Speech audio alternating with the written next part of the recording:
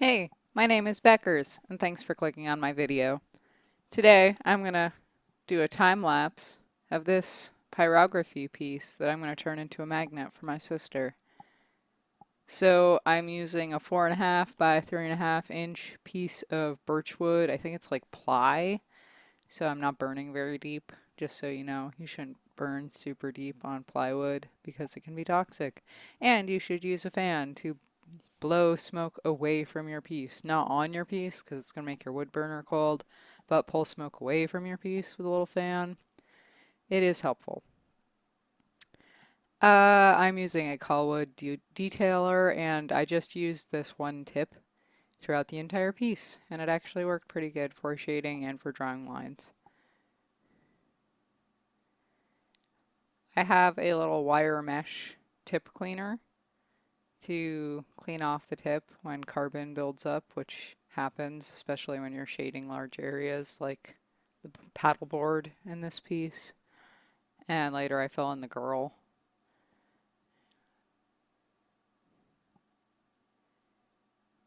And for little mistakes, you can use a razor blade to take off some of the wood and get underneath the burning if you need to. I did the transfer using graphite paper. Carbon paper is a pain in the neck and smudgy and gets everywhere, and I've never actually used it because everyone said it's a pain in the neck and hard to erase.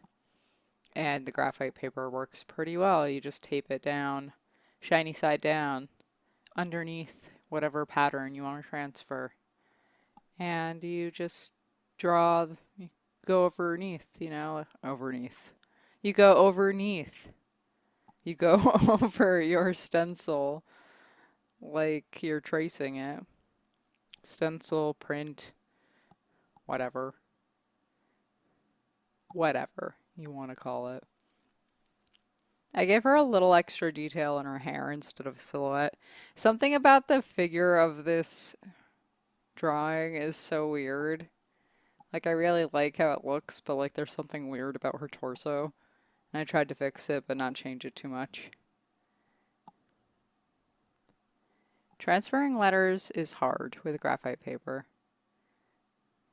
You want to make sure you tape down everything so nothing shifts, because that can really make things painful. Had that problem the first time I tried to transfer letters. Yeah, they do come in peace. I'm not lying about that. I forget what this shader is called. It's a type of shader tip from Colwood, and I have the replaceable tips on mine, so I can swap them out. I really like my wood burner. See, I use a razor blade here to clean up my E because I kind of messed it up.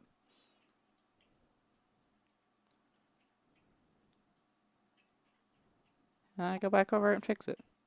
And I don't think it looks too bad. The one thing I don't like is that I didn't even really touch above the top of the paddleboard. And I guess I had my wood burner turned up too hot because it just kind of spread. Though this kind of wood in certain places, it seems like it does just kind of spread. So yeah, I should probably have my wood burner turned down lower than it is. Life lessons, man. Life lessons.